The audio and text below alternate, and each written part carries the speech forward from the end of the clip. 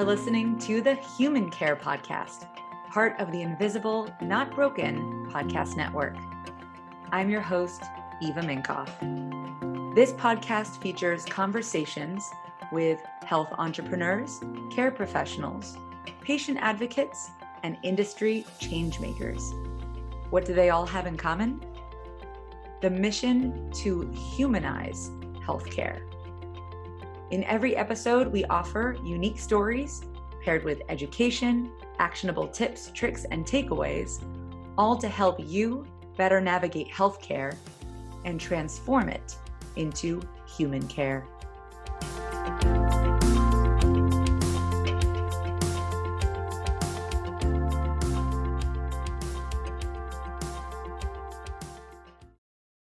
Hello, Facebook world. Hello, everyone. I'm here with Ella Balasa. Such a great name, by the way. I don't think I ever told you that. Big fan. It's Hungarian. Very nice. I always thought Ella was a beautiful name. I mean, it literally means beautiful in a few different languages, I think, right? Does it? It means she in Spanish. Like literally means she. Yeah, I took Spanish in school, and yeah, in front of a lot of, like in a sentence, it'd be like it's ella in Spanish. Right. Ella's nice too. My sister's name is Nina, and we have no Spanish roots whatsoever, but naturally everyone thinks that she's Spanish because it's Nina. Right. Anyway, so I got to give you your proper intro, credit where credit's due. So today we're going to talk about researcher to patient relationships, something that we haven't covered on the Human Care Podcast yet. So I'm very excited to have Ella Balasa on today. She's a patient advocate and a person living with cystic fibrosis, also a condition I haven't talked about on Human Care or Invisible, Not Broken. She was diagnosed at 18 months, and cystic fibrosis, also known as CF, is a life-limiting, invisible, chronic, and rare lung disease. It happens to be something that I am personally, I guess, indirectly affected by as well, given that I have a very, very close family member with cystic fibrosis. So this happens to be a topic that I have both a professional and personal interest in. But before going into Ella's background, I do want to shed some more light on what it means to have CF and to give you all some context. So since early childhood, Ella has had countless hospitalizations to receive intravenous antibiotics to treat the lung infections that are the hallmark of the disease. And these infections deteriorate the lung tissue over time, reducing function and ultimately leading to failure, requiring double lung transplants to prolong life. Her disease is becoming visible as she requires using supplemental oxygen with physical activity. But despite having 28% lung function, she's never let it be her excuse. Woo woo, girl. That's a lasso, I think. I don't know what that was supposed to be. With an academic background in biology, Ella is an advocate for the development of novel therapies for the treatment of antibiotic-resistant infections. Those suck, just put it lightly. She has spoken publicly about the value of patient voice in research, as well as her experience with phage therapy, which we'll talk about later, and has been a speaker at the FDA, the Milken Institute's Future of Health Summit, and other conferences. She's deeply involved in the CF community through being a director of the U.S. Adult CF Association, serving as a member of research committees for the CF Foundation, and through her passion for writing. Ella writes about her research experiences and introspectively about the hardships, yet triumph, that comes with living with a chronic illness, something a lot of us are unfortunately very familiar with. Through these opportunities, she provides a scientific voice and hopes to encourage empowerment in patient communities. And in her free time, Ella enjoys cooking, drawing, spending time with friends, and traveling when she can. I feel that. A lot of those in common. Well, yeah, thank you so much for everything that you're doing and putting out there, and being a powerful patient advocate, especially for those with CF, which comes with a lot of different consequences and challenges than a lot of the chronic conditions that we talk about on the podcast. So, where shall we start? I mean, I think I love starting with people's stories, and we all have long stories, but when it comes to your lifelong journey with CF, can you tell us a little bit about the development and how relationships, not just researcher ones yet, but relationships in general have played a role? Yeah. So as you know, as kind of you said in my bio, I have dealt with CF pretty, I would categorize my journey with CF to be on the more severe spectrum, those that have CF. And, you know, I've grown up being hospitalized a lot, just really needing these intravenous antibiotics, as you said, to treat these infections. And as you know, spending a lot of time in the hospital, I, of course, had to make relationships or friendships with the nurses that were taking care of me. There was definitely a lot of camaraderie and just, you know, really meaningful connections through that.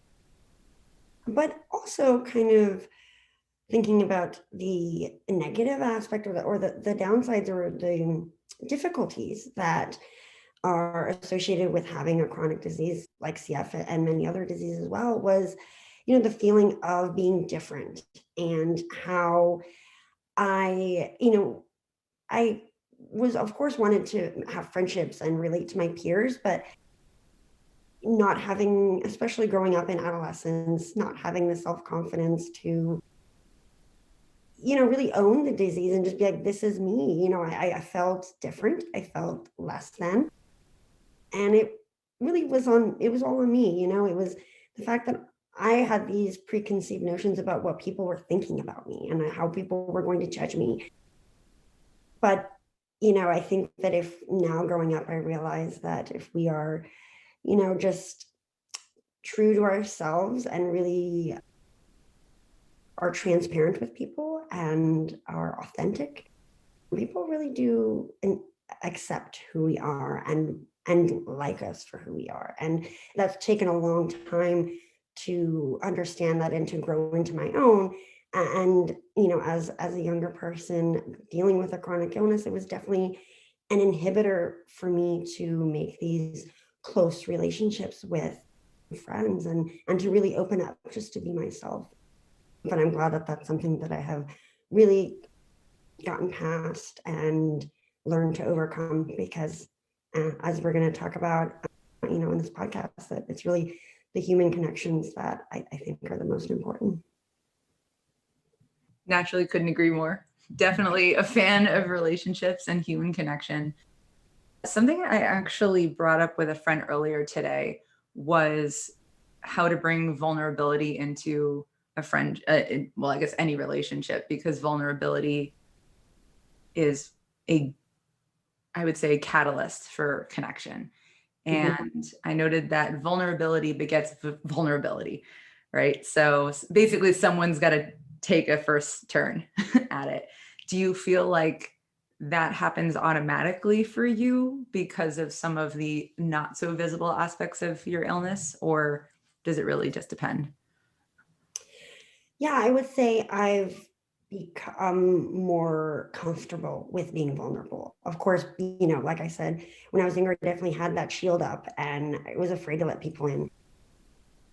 But I think that it is absolutely what makes us be able to relate to others. And when you experience that other person's vulnerability, you know, you automatically become more comfortable in sharing your own story. And I think that I have become or grown to be accustomed to sharing my story and being vulnerable. And that in turn draws people close to me and makes people want to understand my situation and just empathize.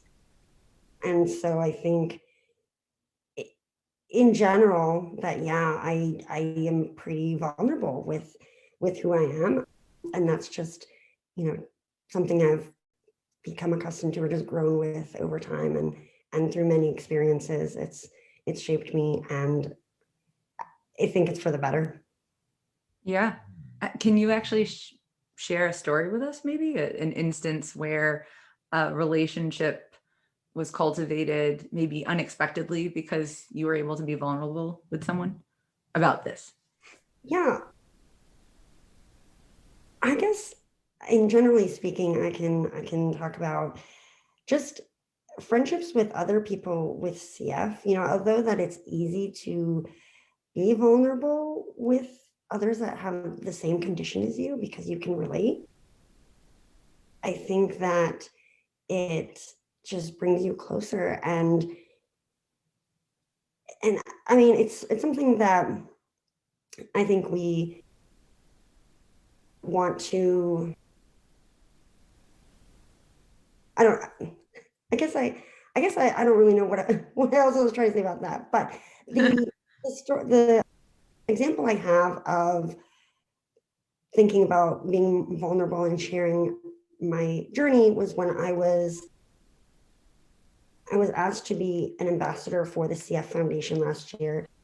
And through that, they have a big fundraising event every year. And I was sharing my experience with CF and really a little bit about my story at this event. And it was probably about like 500 or so people there. Really, really nice, like outdoor event that they host every summer. And in my story, my brief, it was about like 5 minute speech, but I really shared the raw truth of, how I really, the basis of my story was talking about how CF is both a blessing and a curse and why that is so. And I said that, it's a blessing because it's made me become more vulnerable. It's made me try, live in the moment and embrace all the bad and the good and take it as it comes and turn it into positivity and really just being thankful for being here every day. And so I shared about that, and as I was speaking it, I sort of teared up, and like, I mean, I wasn't like bawling crying, but it was just a moment of me being so raw and vulnerable. And I could tell that although I was the only one doing speaking, it wasn't a conversation, I still felt the air in the room.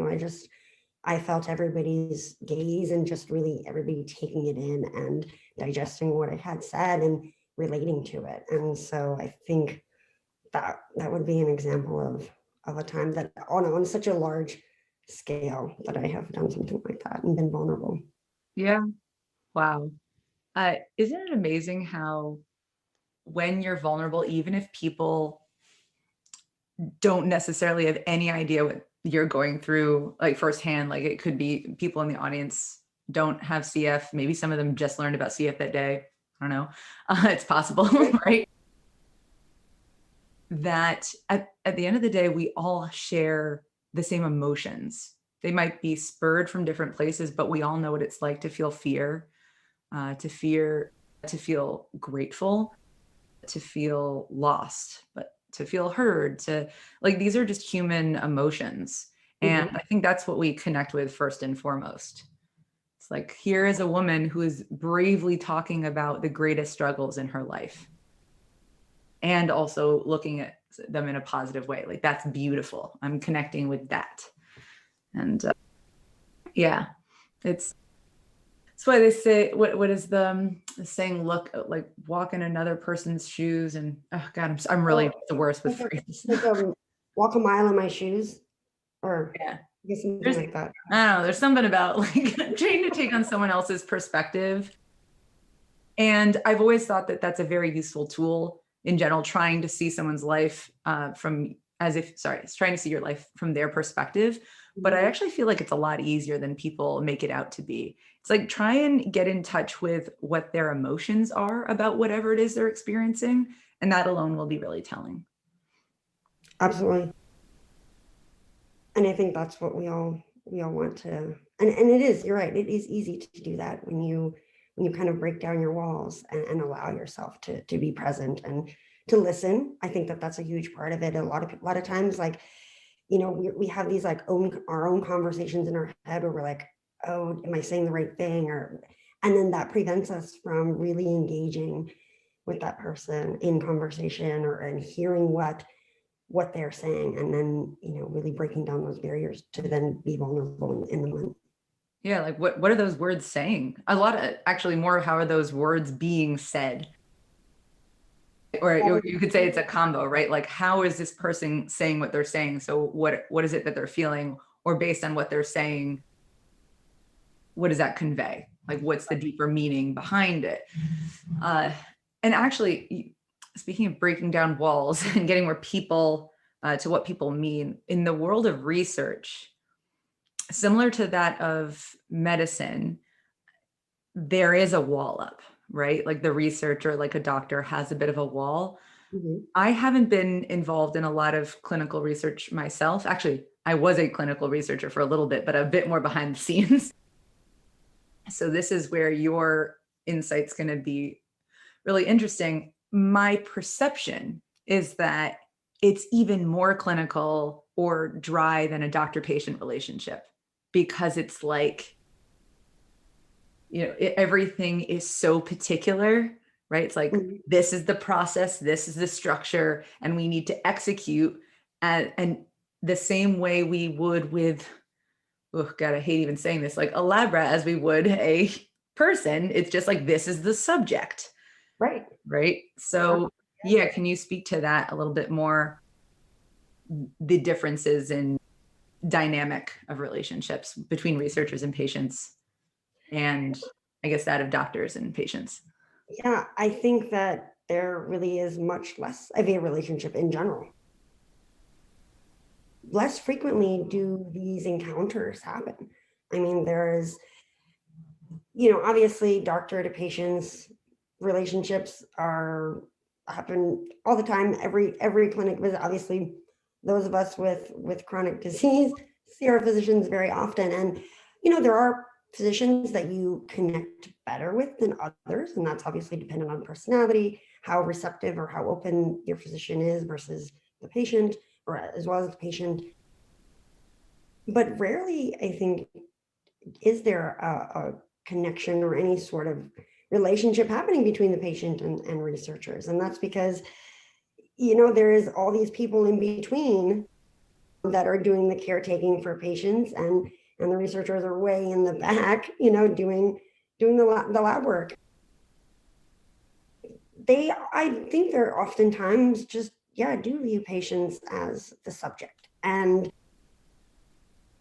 personally, I have had opportunities to engage directly with researchers, but very few patients are able to do this or are given these opportunities. And some of those experiences were because I sought out directly these connections, and these opportunities to engage with researchers. And I guess I can share a little bit more about how that came about. Having cystic fibrosis, I have struggled with these infections, and last year it was I guess December of 2018. So it's been a little while ago, and I got really ill with an infection that wasn't responding to antibiotics at all. And I had been looking for alternative options for treating these resistant infections that I was having over and over, and this one in particular was really bad. And I had come across a documentary that was about a woman with CF who was treated with this therapy, phage therapy, in Texas, and she was treated by physicians at Yale. And so having a biology background and working in a microbiology lab, I did some of my own research and, kind of decided that this was something that I really wanted to try. And at that point, I was pretty desperate for anything that might help in alleviating these infections, specifically this one that I was dealing with at the time, which had me on supplemental oxygen all the time. I just had a lot of buildup of mucus in the lungs that I just could not get rid of. And it was very much inhibiting my day-to-day life. And so I found the contact for these researchers that had treated this young woman with phage. And so I reached out to them directly through email, and they were very receptive. And I think oftentimes they're not contacted directly by patients. It's mostly the physicians that are working with their patients, and then on their behalf, they are contacting the researchers. This one was specifically for an academic institute at Yale. But I think they really respected my knowledge as a patient and the information that I could provide and the communication that I was able to do with them without the help of my physician as being an intermediary. And really, I think in this particular case, it did speed the process along because there was not as much, time spent relaying information to my physician. And then, of course, physicians are very busy. They see a lot of patients, and then they need to cut time out of their days to then relay information to researchers. So that really helped in my case. But long story short, this therapy that I did end up receiving just a few weeks after I contacted them, really helped to clear my infection. And it was something that afterward, I realized that I wanted other patients to be able to access this treatment, or for it to be researched more, because it is experimental and there isn't a lot of research being done in it yet. And so to have the opportunity for other patients to get access, I wrote about this story. I kind of was able to share on pretty big platforms at the FDA and then the Milken Institute, and really gain a lot of visibility for these novel sort of therapies that hopefully will be coming about in the near future. Yeah, I want to hear more about your advocacy work. Can you tell us more about how your experiences have led to some of these long stretch efforts? Yeah. So it really started, with I never wanted to work in research or in healthcare, really. Growing up, because I spent so much time in the hospital, I was always interested in science, but then I got a degree and I worked in water quality and in environmental science work. But the work that I was doing in the lab a couple of years ago was testing antibiotic-resistant bacteria in river waters. And so that's about the time that I started to have a lot of difficulty with these infections that I was having, and really my health became a much larger part and much larger priority in my life and needing more attention. And so that's when I started to realize that, or really started to put the two together, where I have knowledge about infections and antibiotic resistance and the way that clinical trials are set up and the way that research works. And I also have this disease. And so I can provide pretty valuable feedback on, the clinical trial protocols and how patients can, how trials are feasible for patients and what could be optimized. And so I started working with the Cystic Fibrosis Foundation.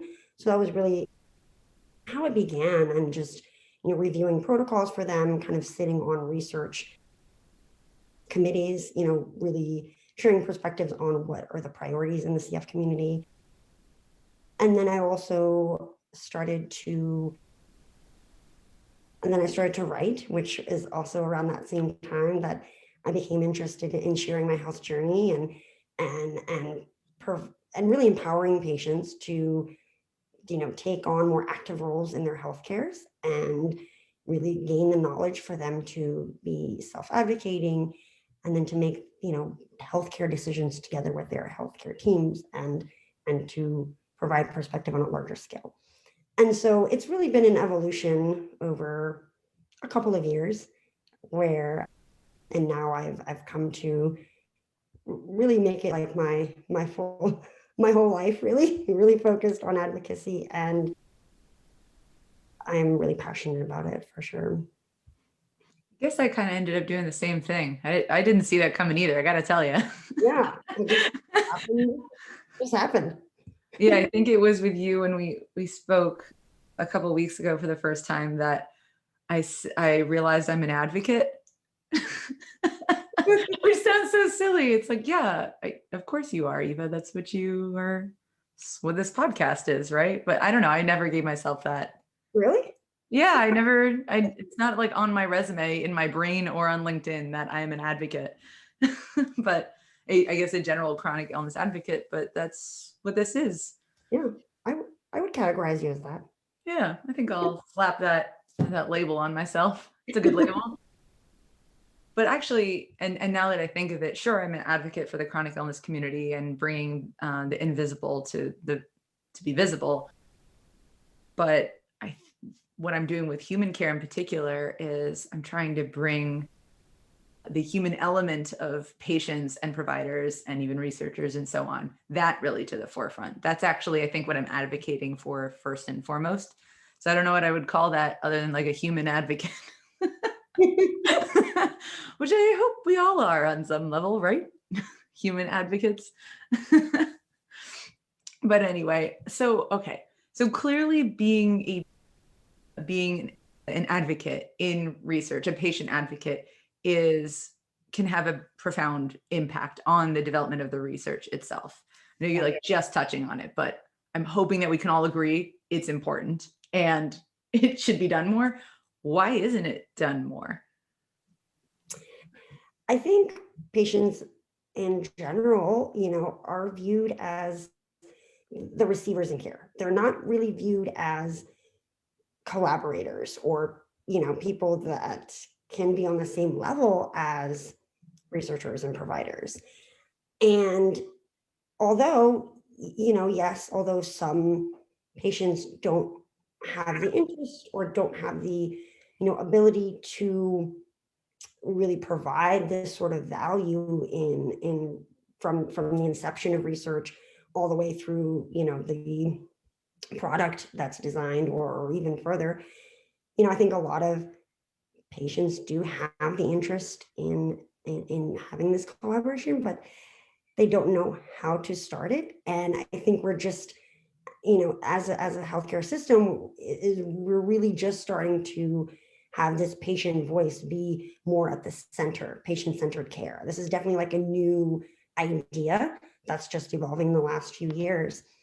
And it's something that we've got a lot of work towards. But, I think, like I said, the reason why we are not in the conversation really with researchers in general is because we just haven't been viewed as capable, I think, of doing those roles and of being these voices that can really provide a lot of value. And there's really a lack of, well, like I touched on before, this lack of communication between the researchers directly and the patients. And so they don't, often researchers don't know what patients have to say exactly. And I have a good example of this. I was at a cystic fibrosis conference, and this was about a year or so ago, and right before pandemic, of course, and right before COVID. And I was walking through the exhibition hall, and I had come across a researcher standing by his poster, and it was actually a phage therapy poster. So of course I'm interested in phage therapy and all the research that's happening in CF and phage. And so I was looking at the poster, and I had mentioned that I told him that I actually have received phage therapy and that I'm a patient. And he was just very surprised. And I told him that actually one of the phage that his poster was presenting on happened to be one of the phage that I received for my care.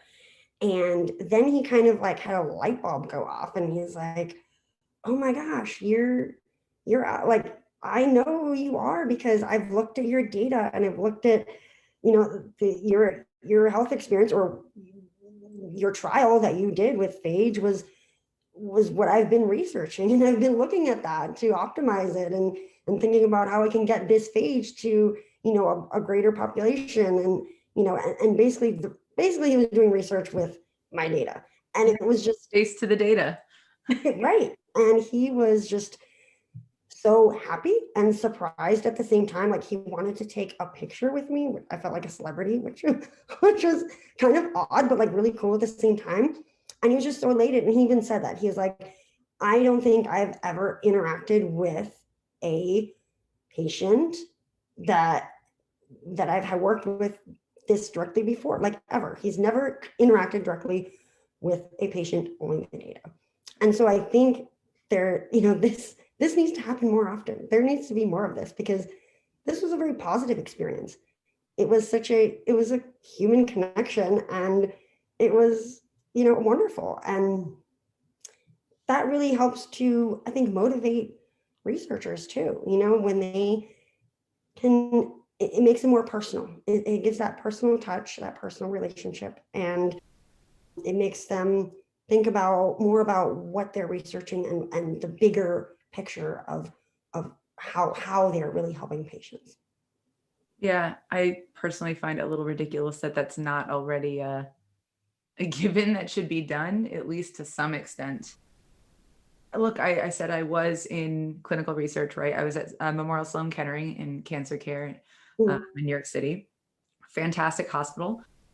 I worked under a PI there, and I never saw anyone's face. I was told also that I would get to interact with the subjects and right, and that I would get to deliver even maybe the consent form, something that I would get to interact with them. Yeah. And I never did. And that really upset me as someone who obviously loves to connect with other people and finds that a face to the name goes a long way. And I wasn't allowed to do that. And I guess I haven't really thought about that since until now, like how different it would have been. Not necessarily that my role really would have changed, but who knows, maybe I would have put more effort in, or done something to a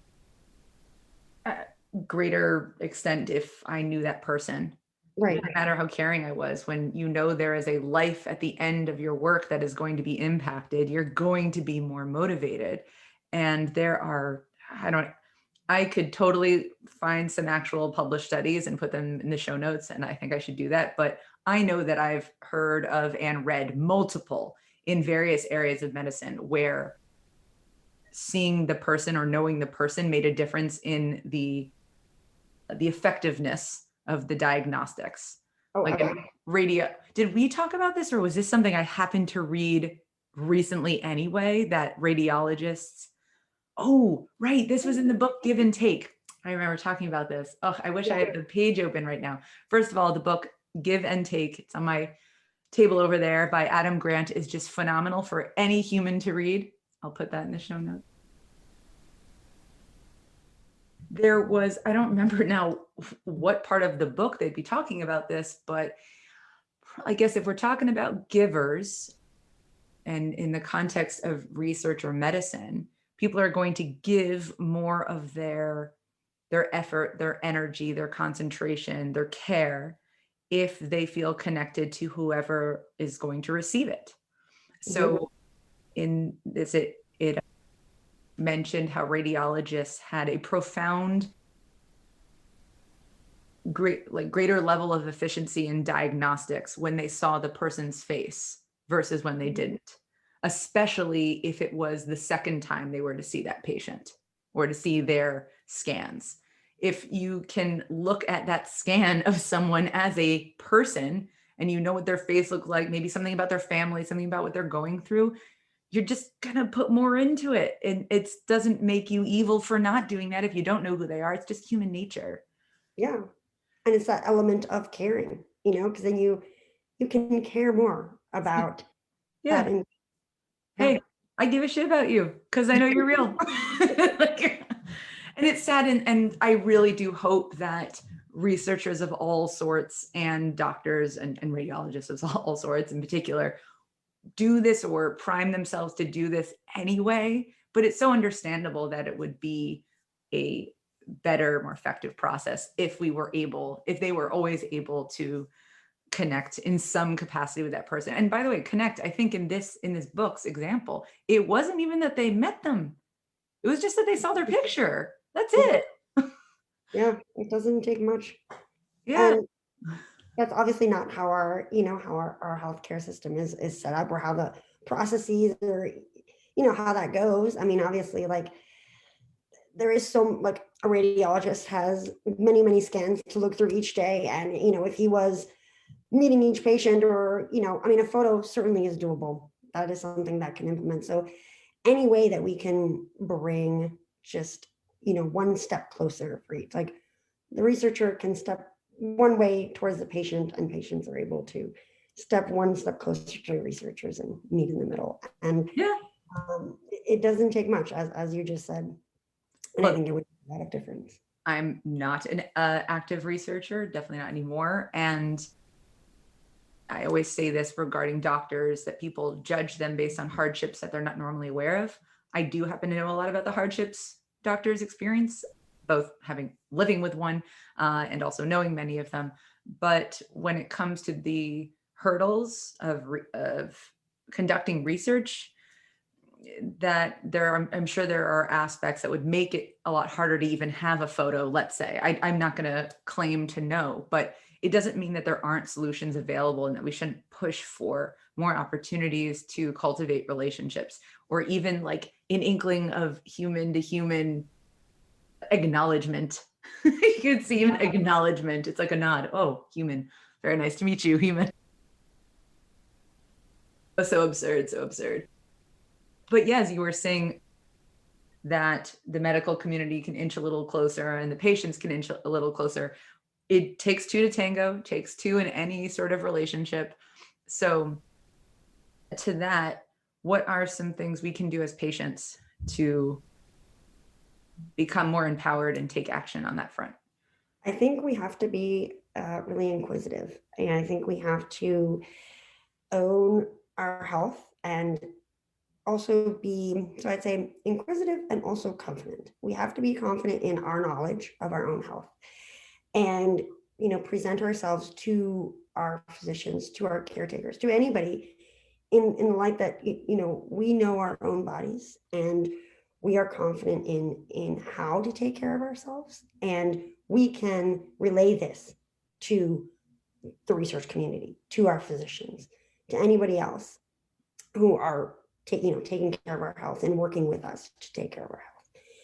And that's really, I think, the basis of it. So we need to be inquisitive in learning more about in general, about research, about new treatment options, about new research that's happening, anything to expand our knowledge, to then make us more capable of making informed decisions for our health as co-creators, or as co-partnership with our physicians. And that's what's going to put us in this position where we can, make this inch closer step to and relate to the research community. Because obviously, generally speaking, patient language is different from researcher language. But if we gain the knowledge on terminology, on some of the specific scientific aspects of our conditions, we automatically can relate to researchers on a different level. And I have found that personally, that, because of my background, and really learning a lot about my own condition and some of these terminologies and different, methods and treatment care, and really the science terms, I have been more, I guess, accepted in, and that's how I've accepted into the research community. And that's why I've been able to sit on boards for, or, like research committees. And although I'm giving the patient perspective, I can still understand the conversation and really provide input into it in every aspect. I started to think of it like people from two different countries that speak the same of different languages, right? Like you're essentially learning a bit of their language, they're learning a bit of your language, and so you can find some common ground to have a good time together. Those two countries, I guess, just being different cultures, right? Researchers have a purpose, a value system that they live their life around, and vice versa with patients. And you just got to find, what is it? Well, we know what you guys have in common. You're after the same goal, other than the whole human element thing. But yeah, you do speak different languages. And so if each of you could learn, each of us, could learn a little bit of one another's language, that would be very much moving toward in the right direction. Definitely. Exactly. Yeah, I think actually it would be really useful for researchers to learn some of the lingo that the patients they work with use. So I don't what are some, and I bet I know some, but what are some things with CF? Let's see. Do I know anything? I'm thinking about it. Like, for instance, people with chronic illnesses in general were known as spoonies, right? Like, how many researchers know that? That's a very good example. Yeah, no, I'm sure not one researcher knows that. Yeah. So yeah, is there anything for CF? I would say like the mucus that we have in our lungs, they refer to, researchers and they refer to it as sputum, or that's definitely and like nobody's, I don't know, like I don't either. Or I don't even, there's new, or like CFTR. This is like it's an abbreviation for the protein defect that are the protein channels that are defective in cystic fibrosis in lung cells or in other epithelial cells of people with CF. And so I think a lot of people might know what CFTR, the abbreviation, is, but nobody knows like what it actually stands for. Right. Right.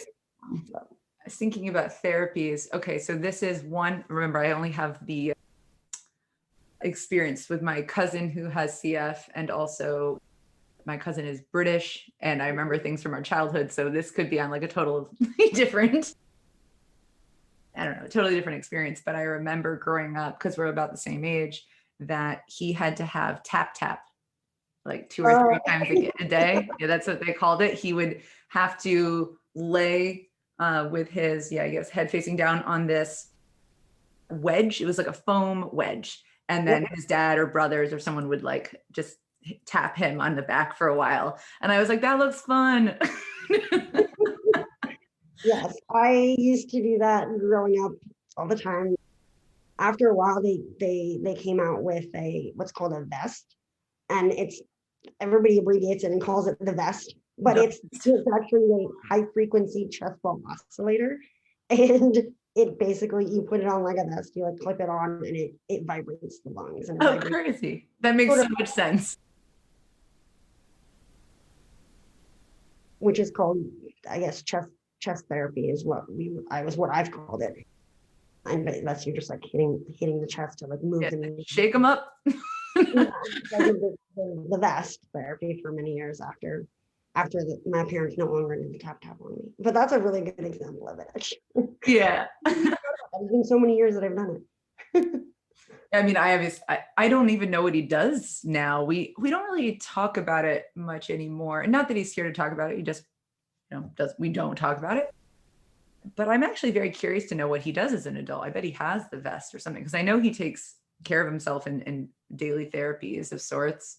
Yeah, I'm sure it's the vest, or even I've really come to use a lot of just breathing techniques. Just basically breathing at different lung volumes to move mucus or secretions from lower in the lungs up, like to be able to spit them out. So I think that's a very effective therapy, and especially for adults, you don't have to, it doesn't require a lot of equipment, just basically your own body and breathing. So I think that's probably one of the things. And then there's a few other like PEP devices, which are like called positive airway pressure. Positive airway pressure? We can't speak. Positive airway pressure. Yeah. No, sorry. Positive expiratory pressure. Something like that. Maybe something like breathing. Yeah. I should know this. It's okay. Maybe there's lots of things I feel like I should know about my conditions. I don't either. or even sometimes being a woman. I'm not going to go there, but let's just say I discovered something a few years ago that I didn't know, and it's really embarrassing. Oh, are you going to share? You know what? Sure, why not? It's really embarrassing, especially because I worked in maternal health and Okay. like was preparing to go to med school and all these things. Okay, I don't care. I'm going to be vulnerable right now. Yeah. Everyone excited to What is listen it to my about? idiocy? Okay, so I didn't realize that we only release one egg every month because we have, actually, I don't remember the number, but we have thousands, right? Mhm. Thousands, if not millions. We definitely have thousands. Like, And I figured that we just release a bunch every month and then maybe one of them will get fertilized. And it's like, I don't know, maybe I thought some magical power, like if one gets fertilized, the rest can't be fertilized now somehow. That doesn't make any sense. And then of course, when you have twins, if they're fraternal twins, it's because there just happen to be two by accident. Whoops. But yeah, I didn't realize that until it's definitely maybe closer to 10 years ago now, but still like after college. Like it's somehow I didn't know that.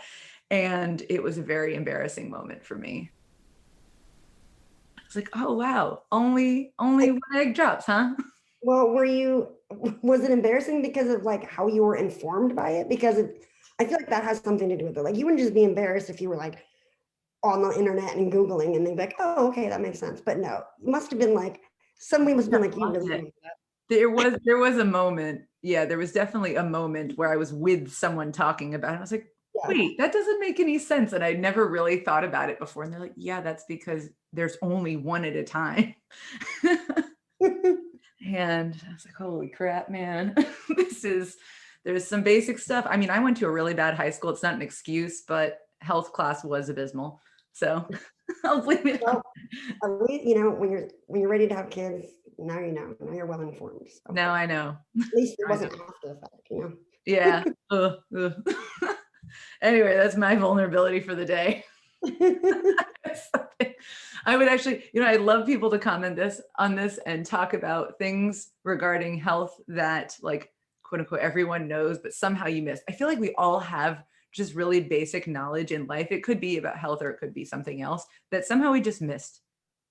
Like until we're adults or well into adulthood. I know people have shared various equivalent stories to me. Yeah, I can't think of one off the top of my head, but Some people still I'm don't know that women have two holes, but anyway.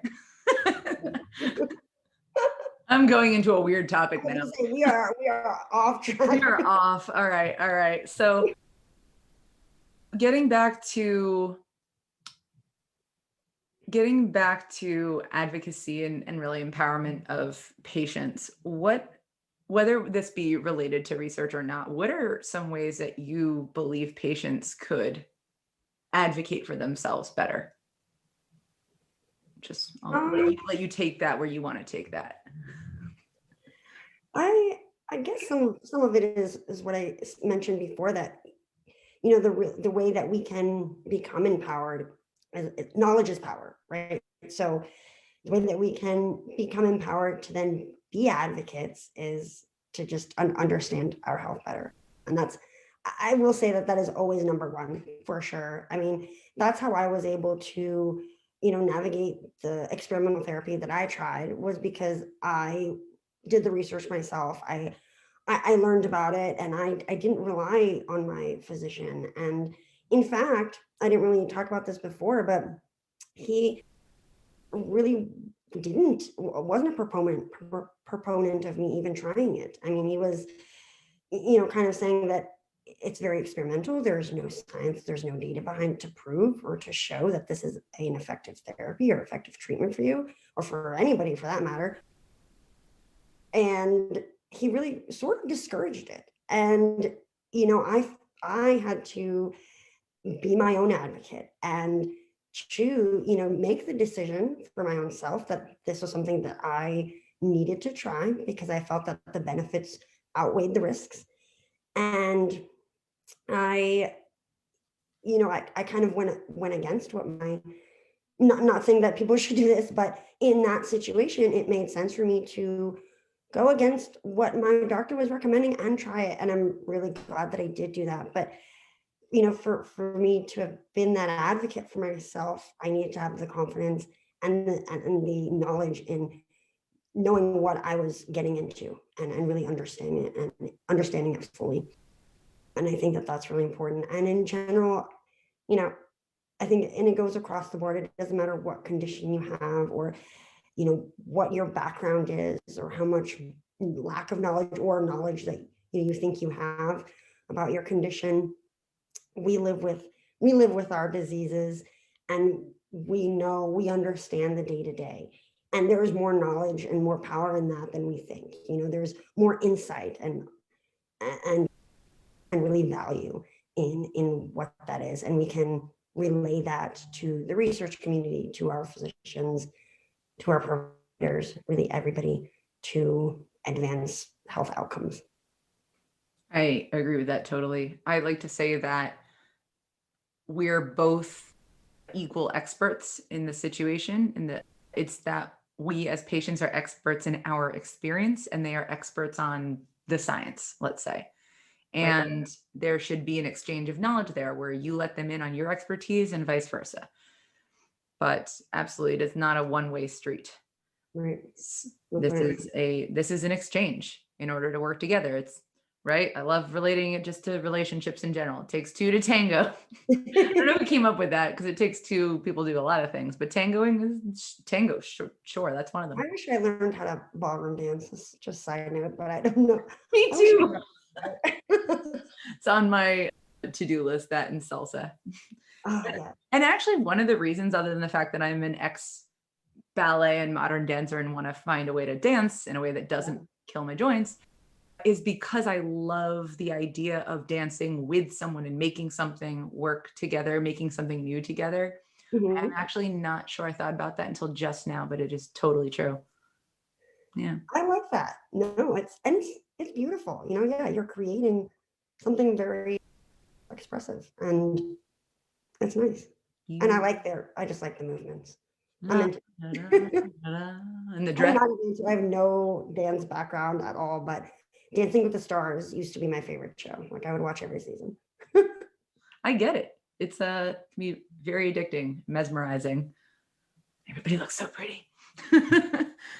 Anyway, I want to wrap up with a couple of good questions that tend to be a bit cliche, but cliche in the best way.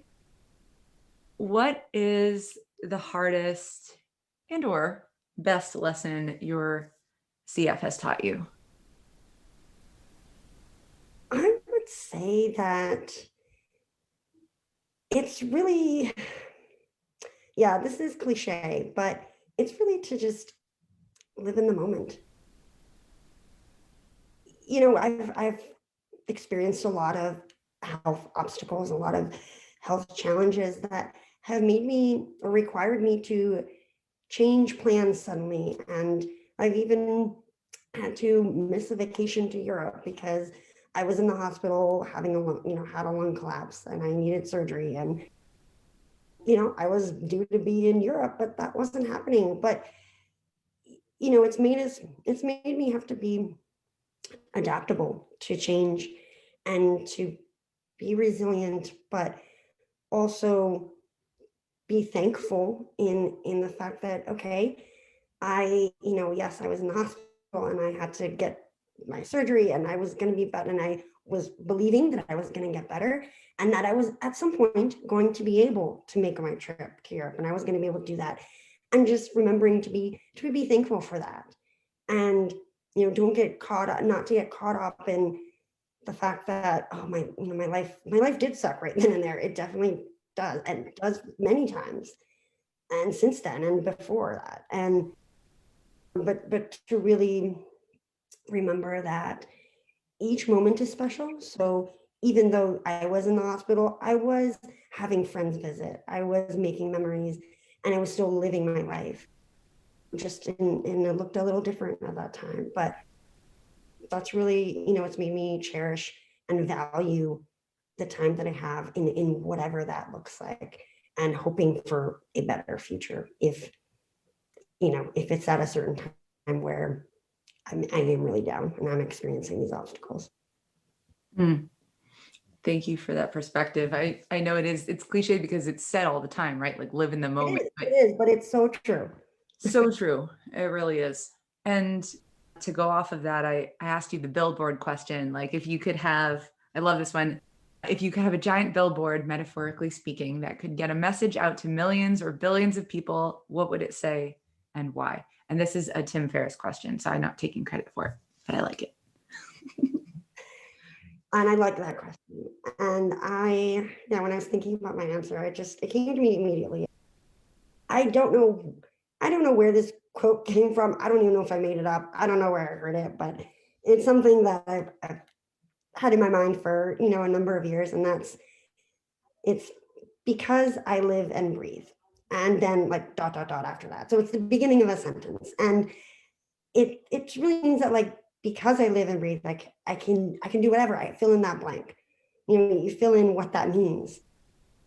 It means that, you can do whatever you want. And I think it's just a phrase to remember to be thankful for being here on earth and being able to fill in that blank in whatever that looks like and whatever that would be, because I'm living and breathing. I'm doing a big head nod right now. Thank you, Ella, so much. I really enjoyed this conversation, and thanks for bringing to light the inside scoop of the patient-researcher relationship, because it's something people don't talk about that often, and it really needs to be brought up more often so that we can actually start initiating some change on both sides. So thanks for being an advocate, an empowering woman. Thank you. Yeah. Thank you for having me. I have really thoroughly enjoyed this conversation. I'm glad I connected with you, and you can share your stories, and we could bond on human care and human relationships. And I mean, we have a relationship right now. This conversation has built a new relationship, a new connection, and I'm very thankful for that. Yes, exactly. That's why I love it. Thanks, Ella. Thank you.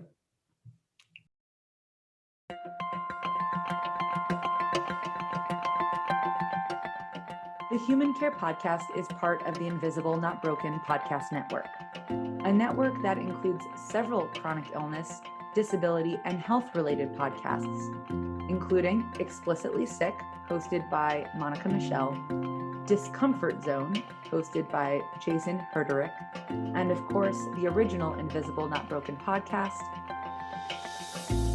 We absolutely love feedback. Love feedback. And connecting with you one-on-one or within our Invisible Not Broken podcast community. So please reach out to us anytime. We're open to topics, critique, you name it. This is a podcast created by us for you. You can find information about all of our network podcasts, community, and how to contact us all on invisiblenotbroken.com. You can also find us on social media platforms through the handle Invisible Not Broken and humancare_podcast. That's it, everyone. Thanks for listening and being a part of our mission to transform healthcare into human care.